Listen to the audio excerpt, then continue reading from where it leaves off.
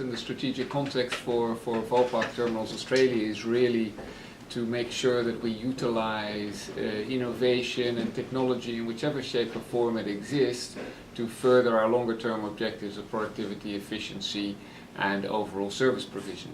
And I think what Fujitsu brings to the table in this case is that it helps us by framing our challenges in a way that actually make them conducive also to real solutions.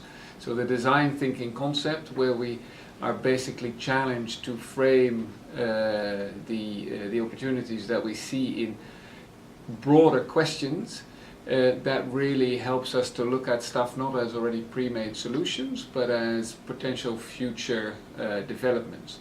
And then besides that, we then introduce personas of all the key stakeholders to any such solution, and we look at what might drive their decisions and what might drive their behaviors. And then if you bring it together alongside with a pretty comprehensive brainstorming exercise, it really gives us opportunity to work on specific challenges in a much more comprehensive way than we otherwise might be doing. And in that respect, I think this workshop has been a resounding success. It has challenged us to think beyond what we normally might do, and I think we see real opportunities to bring benefits to this organization.